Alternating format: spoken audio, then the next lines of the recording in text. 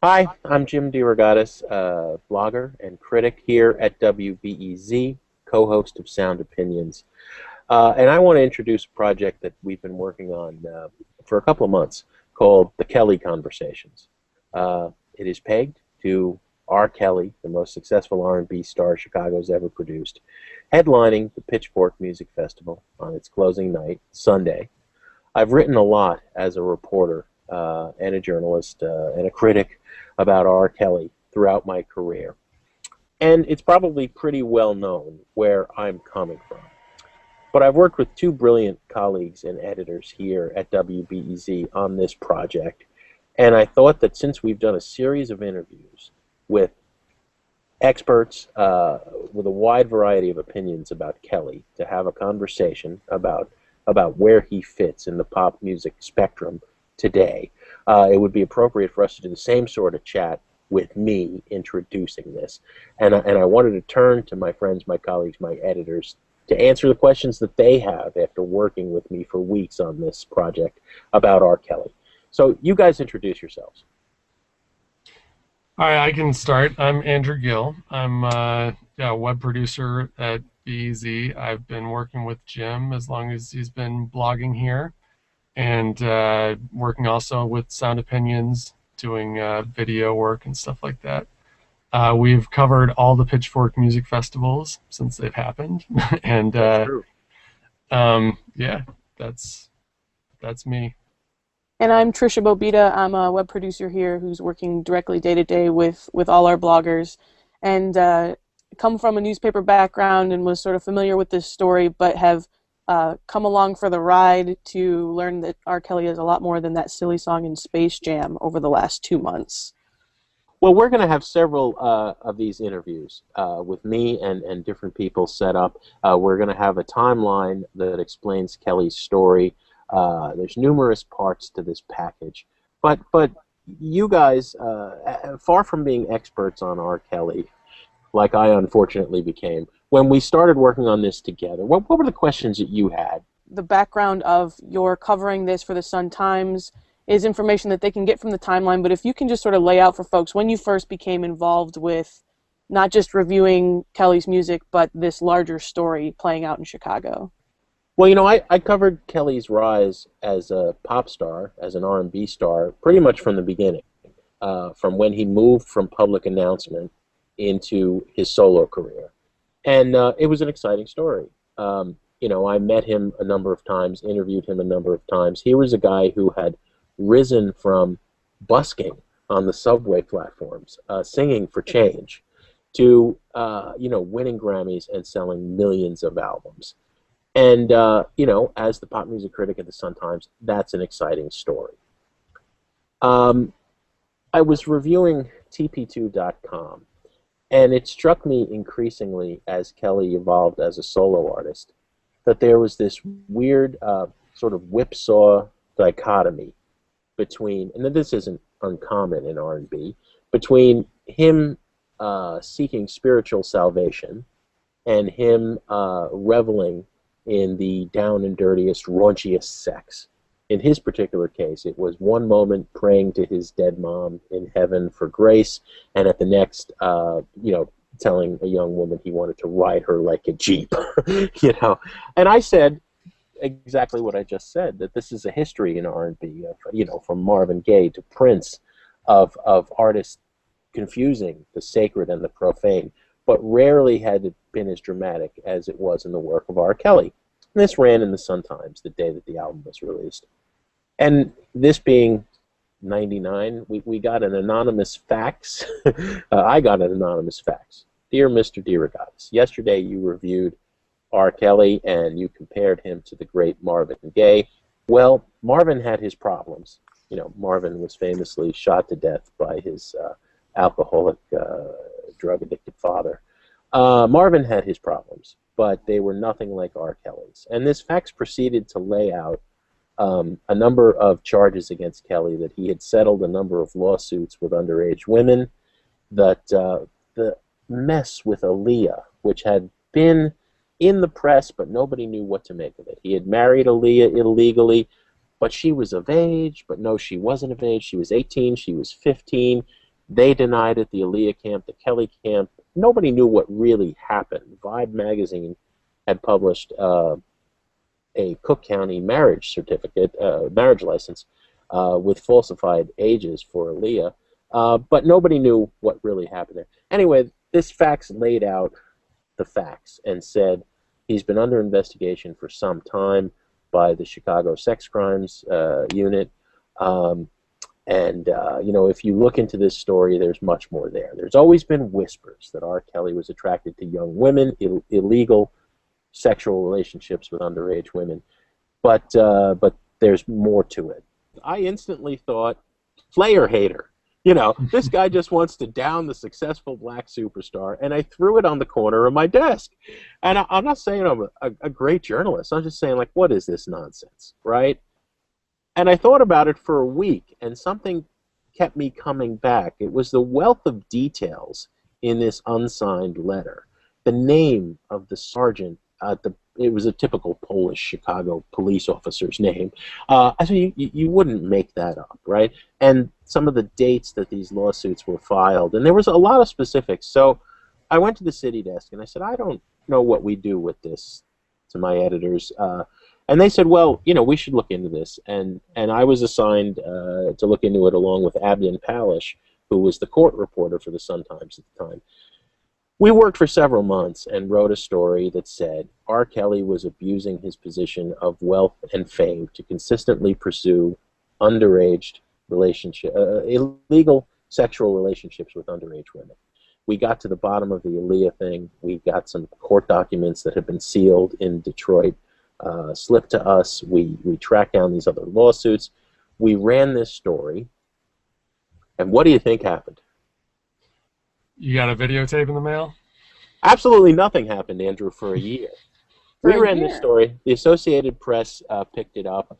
A lot of people said the Sun-Times is saying Kelly has had sexual relationships with underage women, that there have been a number of lawsuits, and absolutely nothing happened. A year later, a little less than a year, 10 months later, around Thanksgiving, I heard that there was this videotape on the streets showing Kelly having sexual relations with this young woman of 14 or 15 years. We had heard that there had been a relationship, and we had tried to do some reporting on this woman. We had talked to some of her relatives. We had talked to her family. No one wanted to talk to us. And then one day I'm at home. I worked at home because you can't sit around and play loud music in the Sun-Times offices any more than we can here at BEZ, which is why we're in these editing booth cubicles doing this, right? I got a call that said, go to your mailbox, click. Hung up, and there in the mailbox was a manila envelope with nothing on it and a videotape inside that showed Kelly having sexual relations with an underage woman. Certainly appeared to be that. At the point when you wrote that review of R. Kelly, what was your average story about? Was it just concert reviews and album reviews and not a lot of investigative journalism, or were you also doing that kind of thing as well? You know, I think, Andrew, unlike the blog world, or before it, the magazine world, a lot of Rolling Stone critics, a lot of Pitchfork critics write record reviews, and perhaps they do features and interviews, and that's it. But if you're going to work for a daily newspaper, you are always first and foremost a news reporter, and so if you go and see a famous show in Chicago, Sonic Youth and Public Enemy at the Riviera Theater, and a police riot happens outside that theater, and your lead is Sonic Youth sounded great last night, you're not doing your job. News intrudes on opinion, and so the critic at a daily newspaper, Greg Cott at the Tribune, Bill Wyman, when he was the critic at the Chicago Reader, is always part journalist and part critic, and I've reported on some big music news stories over the years, like the rise of Live Nation becoming a dominant force nationally in the concert industry, or when you sit and write an obituary of someone who dies. You're 50% reporter and you're 50% critic. I've always been that. I mean, I started out being a 100% reporter at a newspaper in New Jersey doing beat and investigative journalism, but writing at night for free for a fanzine. Now you have a tape in your hand that's illegal to possess, right? If this girl is truly underage. Yeah, I mean, I went immediately to the office with this tape. I had a suspicion of what it was because, like I said, there had been rumors that there was a videotape out there of Kelly having sexual relations with an underage girl. I opened that envelope and I said, oh, man, all right. And within an hour, I was down at the Sun-Times office in a conference room with Abden and Don Hayner, who was the city editor at the time, John Barron, who was the managing editor of the paper, with a room full of editors. And the decision was made very quickly that we should call the Chicago Sex Crimes Unit and give this tape to the police. Now, journalism ethics, we all think back to journalism school. You know, reporters do not do the job of the police and fight that at every turn, except if you have evidence of a serious crime right in front of you. You're not going to hold that away from the police. To us, it was as obvious that the thing to do was to give this tape to the police as if someone had left a gun in a manila envelope at the Sun-Times front office. We would not hold that gun. You know, we would call the police and say, come and pick this up. We did not share any of our sources, any of our reporting, anything other than we called the police and said, we have something here that we think you should pick up from us. And so within 3 hours or 2.5 hours of me getting that videotape, it was in the hands of Chicago police. Now, whether there were copies of it, what else we did with it, the fact that we did show it to a relative of who we believe the girl was to confirm her identity and her age, all of that runs into some thorny questions. We immediately called the police, and we immediately began doing our job, which was to report on what this thing was and what it meant. And also tell us what year this was. This is 2000. 2000, okay. One of the hardest things I've ever had to do as a reporter is sit with that girl's aunt and watch this videotape. I had approached her a year earlier and said, I understand that there's a relationship between Kelly and your niece and that you had introduced them. And she said, I don't know nothing about that. I would never do that to my family. I don't know what you're talking about. There's a lot of rumors. And she hung up on me. A year later, I'm sitting with her watching this tape, and she said, oh, my God, that is my niece. I know her. You know, anywhere, of course, she's my blood, she's my life. She's 14 or 15 because she hasn't had her hair that way in that long. You know, oh my God, I can't believe I'm seeing this. So what happened next? I mean, this is how long? A year after you had first reported on R. Kelly? You got the videotape. Then you report on the videotape, and what's the public outcry? Well, we reported on the videotape. It happened to coincide with Kelly singing The World's Greatest at the opening of the Olympics. People accused us of being sensationalistic and running this story timed to that. It was literally from the minute we got the videotape and started trying to do some reporting on it. I mean, Abden and I put in a couple of 18-hour days reporting on this thing, and then the story was ready, and Sun-Times published it as soon as it was ready. And it happened to coincide with Kelly singing to the biggest audience of his career at the Olympics. There was a much bigger outcry this time and a lot more attention from other media outlets. And Kelly denied it and protested his innocence and said he was going to fight these charges. And you know, it wasn't... it was some time before he was indicted by the state's attorney on what eventually was narrowed down to 21 counts of making child pornography. That this tape, the state's attorney called it child pornography, and he was indicted for that.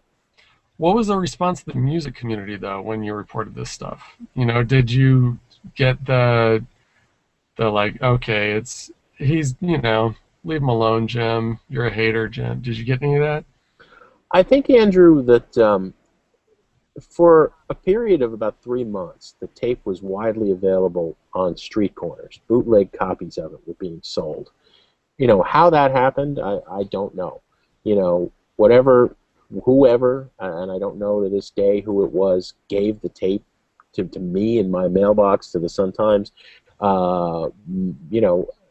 Other copies were out there, and they were being duplicated and sometimes paired with other scenes, because there were numerous videos of Kelly with numerous women, some of whom were of legal age, some of whom had sued Kelly, some of whom were never identified by police. There started to be video compilations. The main video for which he was indicted, I think that a lot of people in the music community saw it, and it was a rather horrifying document. It's 26 minutes and 39 seconds of Kelly allegedly having sex with an underage woman who he orders about. He addresses as her by name. He orders her to call him daddy.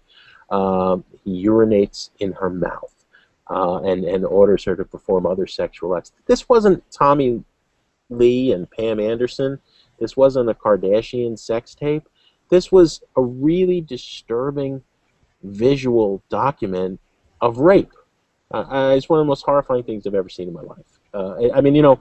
Horrible stuff happens, and reporters see horrible stuff, but to suddenly, be confronted with it in crystal clear video that apparently was filmed in Kelly's basement, a basement rec room area of his house in Lakeview, a place that I knew where it was. I knew it well. It was a weird thing, and I think that a lot of people couldn't laugh at it for a long time. And it was only, and I say laugh at it in the way that people seem to be laughing at it now. It was a long time, though, between the indictment and him being brought to trial. It was 7 years. 7 years during which he made numerous tours, released a lot of albums, a lot of different stories, and a lot of different explanations of his behavior were put out there. And, I think a lot of things got obscured over time. So, short answer, at first people were horrified by these accusations because they had heard about or seen this videotape and were disgusted. But over time, exactly why he was being brought to trial became more and more confused in people's heads, I think, and in the popular imagination. Was there any indication from the way the video is shot that there's a cameraman at play, or is there another person you're trying to find in this scenario? No. Kelly's Lakeview mansion on George Street had a really distinctive wood-paneled basement and sauna area that had numerous cameras mounted in the ceiling and on the walls. It was a high-tech audio-video system that he just had to push a button, or whoever wanted to operate it had to push a button. And this video was shot from numerous angles. So unconcerned about this whole thing was Kelly that when he sold that house, he hadn't even bothered to take out the cameras. So realtors were giving tours of this multi-million-dollar mansion when it was up for sale, pointing out, "Oh, look, those cameras? You've heard about this trial, right?" Wow. Some of this stuff you just can't make this stuff up. Yeah. You can't. So, are you, as you're continuing your journalistic investigation, wondering why it's taking so long, or are you, used to the justice system being as slow and as painful as it is? Not even just the trial itself, but getting to this trial. 7 years is a long time for people to stay interested in any story. Abdon Palish is a great reporter, and he had been to law school, and he was the courts reporter for the Sun-Times. And we did a number of stories saying it was almost unprecedented for a sex crimes trial to take this long, 7 years, in getting to trial. But both of us are journalists, and we are I don't want to say cynical. I think we're realistic. If you have enough money and can pay for enough attorneys, one of the head attorneys on the Kelly case said to me and Abdon once, "I got to thank you guys. You're helping me put my grandchildren through college." Oh. Which is an incredibly cynical thing to say. I was like, then you had some personal involvement with the trial itself, right? Yeah, I was. I don't understand why it was only me, because almost every story that the Sun-Times ran about R. Kelly was a joint byline where Abdon Palish and I wrote it together. Abdon also often was dealing with the prosecutors and the defense attorneys. I was dealing with the more cultural aspects of it, sources in the music world. But we worked on this together. And as I said, we were sitting in a room full of editors when the Sun-Times gave the videotape to police. And I was with the top editor of the paper at that point, John Barron, when the police came. For years, the Sun-Times said the Illinois state shield law and reporter's privilege, you're never going to have to testify, Dero. I heard this a million times. I was hearing this up until the night before I had to go testify. And, no one ever thought I was going to be compelled to testify. Our attorneys took it, the Sun-Times attorneys appealed the subpoena. The judge said he has to testify. We have to put it in some context. Nationally and locally in the state of Illinois, in this period, 2008, and it's continuing to this day, the protections known as the shield law in different states and reporters' privilege have been being eroded. They were designed so that reporters who are doing their job, sometimes in very sensitive situations in which they promise background or anonymity protection to their sources, do not have to be compelled to testify about those sources. The courts nationally, state by state, locally, have been chipping away at these protections. There were several famous cases throughout the mid-2000s where reporters were being forced to testify, and some of them were being put in jail because they refused to testify. Judith Miller of the New York Times with the Scooter Libby case in the Iraq problem. There were some journalists in California who were reporting on the steroid controversy. I love journalism. I read about journalism. I was seeing these signs and saying to the Sun-Times, yeah, maybe we should worry about this a little bit. No, don't worry, Dero, you're not going to have to testify. Then it came down to I was compelled to testify. We did not. The Sun-Times said, don't go. We're going to appeal it to the state appellate court. Stay home. The judge got very, very angry in the middle of the trial and said, if Mr. DeRogatis is not here tomorrow, he'll be arrested. The appellate judges did not hear the appeal. They said, no, he has to testify.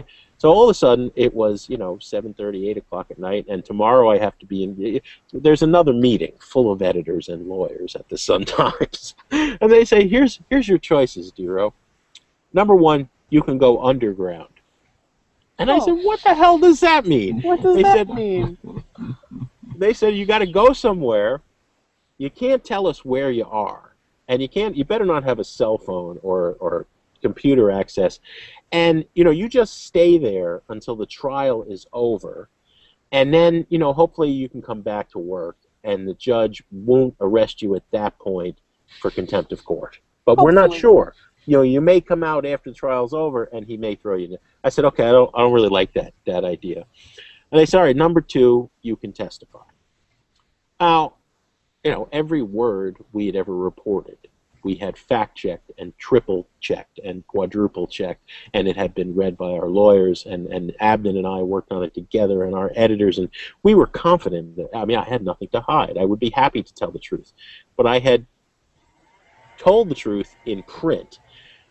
The reason a journalist doesn't want to testify is every journalist who gets up in court and tells his or her story that they accumulated while doing their job as a reporter is opening the door a little bit more for the next reporter to be called to testify.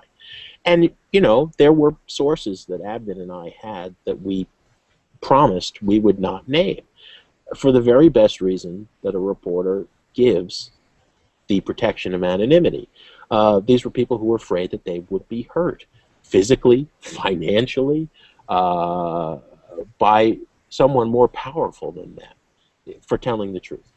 So I would not have named those sources, and I couldn't, and I'm being told by the Sun-Times, this will be bad. This will set a bad precedent for journalists in Illinois if you testify. all right, so I can't go underground, I can't testify.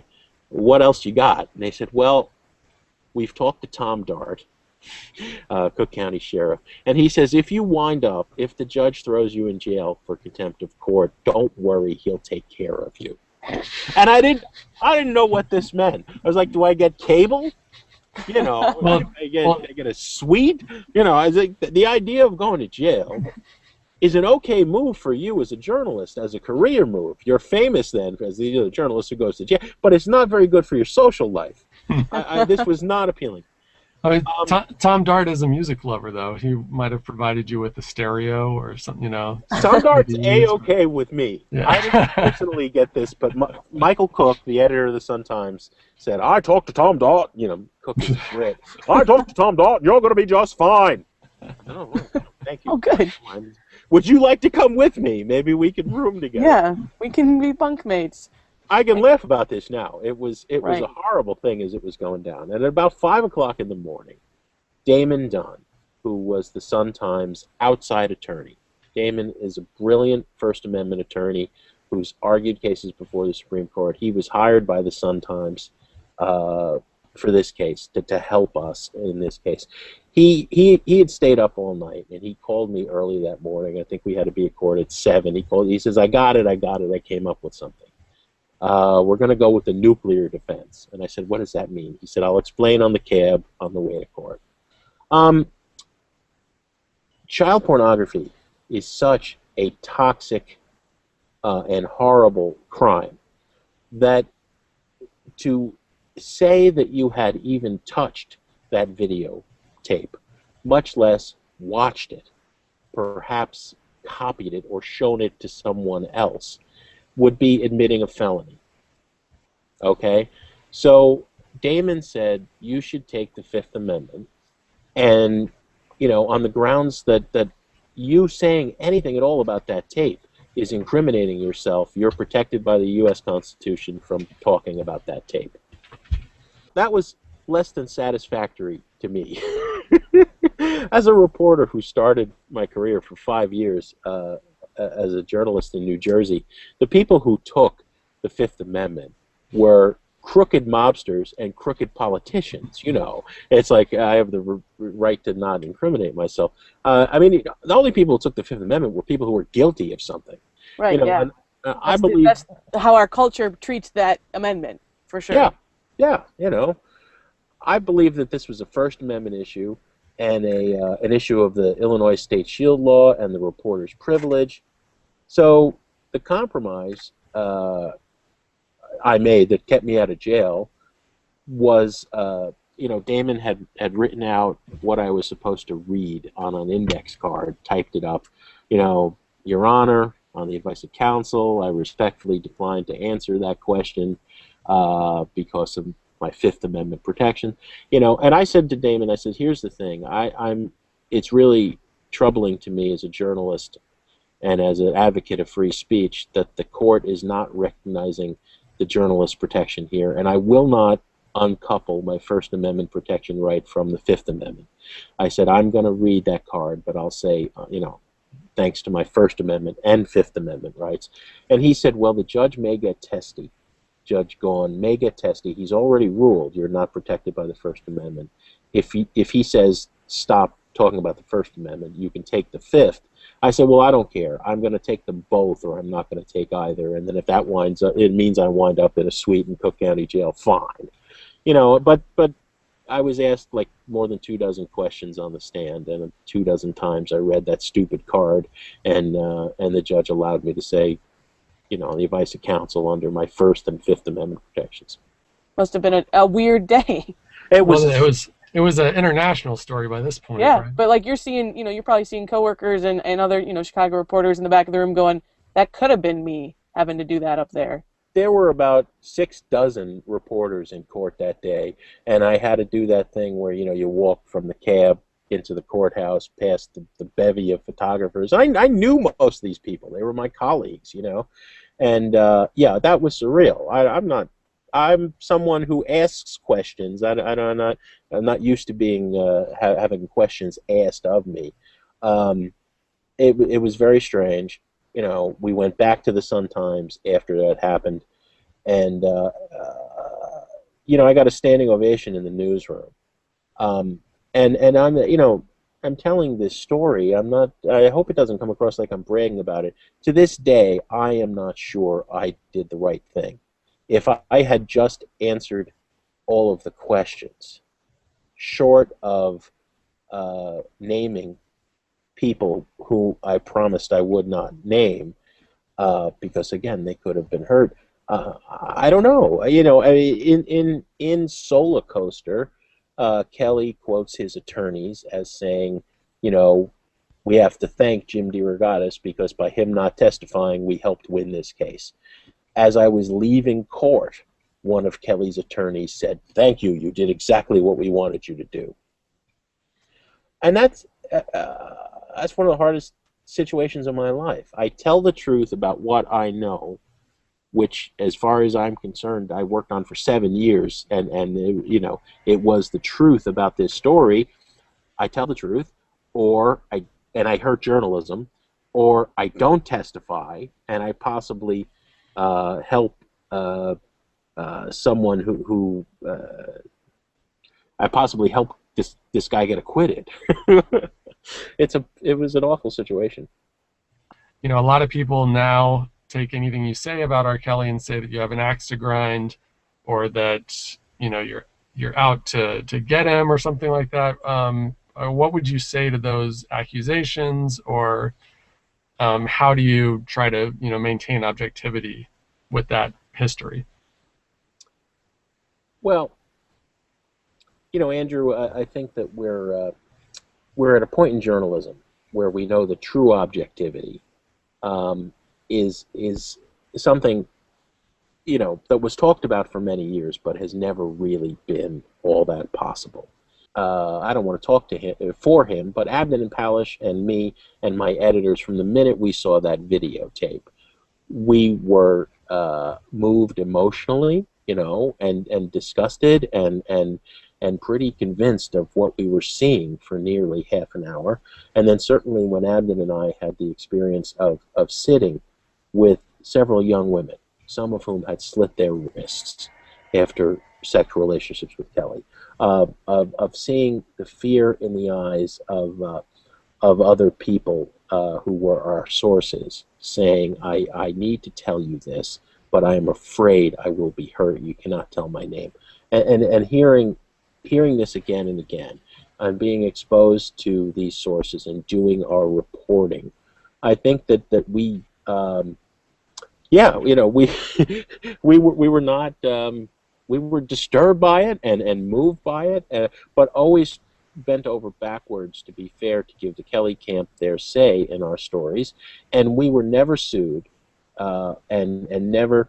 There were several letters saying, you know, you got this wrong, and you know, and you got that wrong, from the Kelly camp, but not a word that we wrote over 7 years, and it was in the end hundreds of thousands of words, was ever disproved, or we were ever sued over, or forced to retract.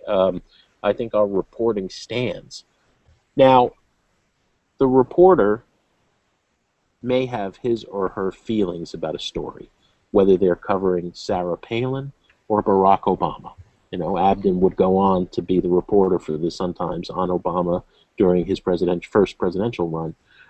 He may have loved Obama. He may have hated Obama. I don't know. You know, that would be a conversation for us to have over beers, but it's not going to get into his work in the paper. But the columnist and the critic routinely puts his or her feelings, our emotional reactions to a work of art is our work, right? We're used to giving our opinions, and we have a freedom that the reporter doesn't have. I think that there have been some great critics throughout history who were also very solid reporters. I don't know, Sinclair Lewis, you know, Mark Twain, Oscar Wilde to some extent. My personal rock critic hero, Lester Bangs, could be a very mean reporter, a great reporter. You know, there's the reporter who gets his or her facts right, and then there's the critic who gives their opinion. The reason I thought it would be important for us, for someone, to have these conversations before R. Kelly headlined Pitchfork. Is the story happened here? The ramifications of what Kelly is accused to have doing to young women run deep in this city, and they continue. And it's a national, it's really an international story. It comes down to this one question: can we separate the art and the artist? If the artist has been accused of doing some fairly despicable things, accused of, convicted of, acquitted of, but questions linger, can we separate the art and the artist? Should we ever think about what artists as individuals are doing? Does it matter to appreciate the art? Do you follow what I'm saying? Can we listen to an R. Kelly song and not consider at all what he did or is accused of doing? I can't, but I was very much part of the story. But where do we draw the line? You know, there's a lot of jerks who make great art. But if we step back and look at the history of popular music, there are a few people, and Michael Jackson would probably be one of the only people on that level, who have been as successful as Kelly has been, who have been accused of crimes as dire as Kelly was accused of, making child pornography and pursuing numerous relationships with underage girls. I should note, as a rock critic for 30 years or 25 years, yeah, I'm firmly in favor of sex, drugs, and rock and roll. All right? To get a little bit pagan on you, though, I believe that, you know, do what thou will is the whole of the law, so long as ye shall harm none.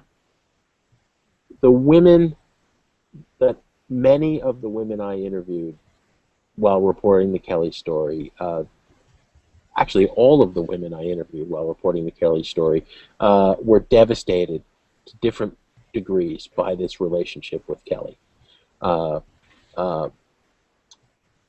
There was a trail of young women whose lives were ruined because of relationships with R. Kelly, and an even bigger group of family members, of former associates, of people who believed in or worked with R. Kelly, whose lives came out much the worse after working with R. Kelly. There were a lot of people who were hurt by this guy. Yeah, is what I'm trying to say. So yeah, it was never about sex. I mean, I don't care what artistic hero in any genre, you know, who or what he or she sleeps with. I mean, you know, who cares? Except to the fact that people are being hurt by this artist in a very real way, and in some degree, the art seems to be about those crimes. You know, I mean, if he was making electronic dance music, instrumental music, you know, but he's not. He's singing, you know, "Sex in the Kitchen," and you know, then the various parade of sexual perversities and Trapped in the Closet. It seemed to be part and parcel about his view of sexuality and his mistreatment of women. You know, seemed to be one and the same in the art and in real life, in a large way. Why does him playing Pitchfork Fest bother you more than it does when he plays the United Center? I've said this numerous times. I've said it to Ryan Schreiber, the founder of the publication, to his face. It's the most important music publication since Rolling Stone was founded in 1967, in terms of having an aesthetic and tapping into the zeitgeist of a generation, of being the voice of a generation. And there's Pitchfork, the website, which is different than Pitchfork, the music festival. I mean, the website lends its name to the music festival. The website's run now by a group of people in New York, Ryan Schreiber and Chris Kasky, who I've interviewed a number of times. And then in Chicago, Mike Reed and his crew of people who are based in Chicago, who are sort of the heart and soul of the Chicago music community. Independent promoters, and then a small army of volunteers and part-time employees who are the lifeblood of Chicago music. They're managers, they're record store people, they're They work with artists as sound people, as technicians, as volunteer publicists. There's hundreds of people who are the best of the Chicago music scene who unite to make Pitchfork actually happen in Union Park, and I think that stands for something. They are environmentally conscious. They do their best to do a green festival. They're sexually politically conscious. There was a debate several years ago about Odd Future, with its conscious button pushing about rape and mistreatment of women and homophobia in its lyrics. What did that say about Pitchfork? I think Pitchfork's a community, and it stands for certain things. It's against sexism. It is against racism. It's against violence to anybody. Okay, and so suddenly having R. Kelly as part of that, R. Kelly, who I think it is impossible to assess his music without raising the question of violence toward women. I don't have answers about this, all right? Mm-hmm. I have thought about R. Kelly as art and as a story more or as much as anything else I've ever done in my career, all right? Books I've written, stories I've followed for decades, art that I've reviewed consistently. I mean, this has been on my mind, and I still have more questions about what Kelly means as art than I have answers. And so I wanted to do these interviews to try to get at some of those. And I think that the main question, along with that one I mentioned earlier, can you separate the art from the artist, the music from the misdeeds?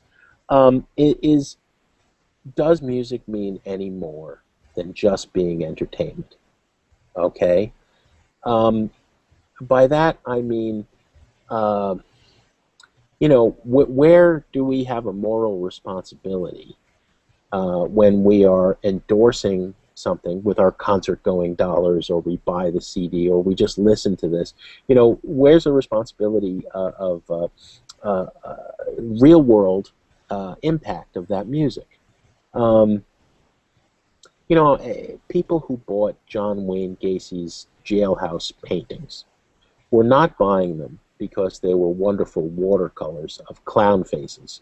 They were buying them because of what he had done to so many young boys, murdering them, all right? And he's painting this art, and now some people collect it almost as outsider art. They collect it as outsider art, right? Which I think is sick. Does it have inherent worth as art beyond this connection to the crime? In the case of Gacy, I think absolutely not, right? It was a sick souvenir that people wanted when they bought those paintings. Now, Kelly is a musical genius. That's what makes this one of the toughest questions I've ever dealt with as a critic. This music is really important. Whether you like it or not is irrelevant. But it is innovative, it is important, he is obviously very talented. But knowing what he has done in his personal life, can we enjoy it? Should we enjoy it? I don't know the answer to that question. I just think Pitchfork should have had that discussion before they pay him a substantial amount of money, more than almost anybody else on this year's festival bill, a lot of money to perform, and that some portion of every Pitchfork festival goer's ticket is, they're collecting that money in the name of Kelly. You know what I'm saying? Pitchfork's making money off of R. Kelly. I mean, if Alfred Hitchcock had actually murdered the many blonde actresses who appeared in his movies, if we were watching a snuff film, could we appreciate the artistry of his work as a director? I don't think so. That was make-believe. But with Kelly, was it make-believe or wasn't it? I don't know. So it's the single hardest question I've ever dealt with as a critic. And again, it gets back to this thing of, is this just entertainment, or does music really matter? If I have a flaw as a critic, it's that I believe there's nothing more important than art. That music matters. Don't tell me it doesn't. And so I can't, what are you getting so excited about? It's just music. Well, there's no such thing as just music. Music is lifeblood, you know. And if this guy, yeah. Is there something that you would that could happen where you would feel like your job had been done well from this? Oh no, I just want people to think about these issues, Andrew. You know, you've seen these 6 interviews. Tricia, you've seen these 6 interviews. I wanted to come at these questions from as many angles as possible and to think about it. I don't know if I have any more answers than I had in the beginning. I said I have nothing but questions, but I've heard a lot of smart and passionate people give me a lot of different perspectives about why this matters or why it shouldn't matter. It's a conversation that I think Pitchfork should have had with its readers, with its viewers online, with its attendees at this festival. All right? If you're going to book R. Kelly and promote R. Kelly and sell tickets to R. Kelly, then I think as people who are serious and are passionate about music, then you need to have this conversation. And Pitchfork, Ryan Schreiber and Chris Kasky and Mike Reed refused to do an interview with us for WBEZ about this. And if they weren't going to have these conversations, I think somebody had to. And that's all I wanted to do.